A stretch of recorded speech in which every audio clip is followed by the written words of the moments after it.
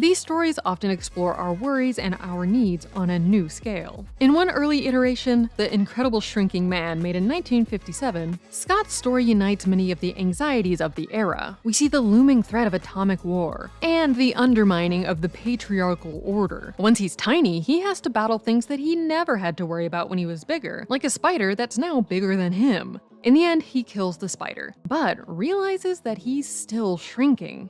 In the philosophical and fairly tragic final scene, he's lost almost everything. But Scott says in voiceover narration that it doesn't matter how small he becomes, he has survived. He still exists. The Incredible Shrinking Man was parodied in the 80s movie The Incredible Shrinking Woman. Here, the concept of the shrinking wife is played for laughs. There's a lot of slapstick comedy, courtesy of lead actress Lily Tomlin, who plays Pat, a woman who's exposed to chemicals that end up shrinking her. But there's a darker political undertone to the film, too. The idea of the little wife has long been about keeping women down in traditional household roles, and the film is enraging in this respect. Although Pat is shrinking and unable to fulfill her apparent duties as housewife, her family still doesn't lift a finger to help her. In a time when some were questioning if women had already stopped needing feminism, The Incredible Shrinking Woman showed just how small some women were still treated. Putting the miniature's dystopian lens onto the 21st century, 2017 sci-fi comedy Downsizing explores whether, in relation to our increasingly bleak prospects, the future of humanity could be in miniature.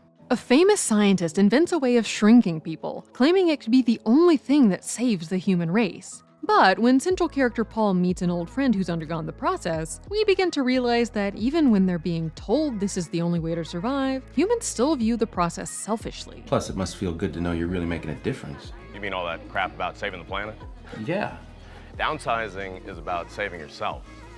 It takes the pressure right off, especially money pressure. Paul decides to downsize based on his friend's recommendation, but his wife backs out and leaves him, meaning he doesn't get the luxurious miniature lifestyle he wanted after all. He ends up meeting the creator of Downsizing, and he reveals that it's already too late anyways. Environmental disaster, pandemic disease, unbreathable air, some combination of them all.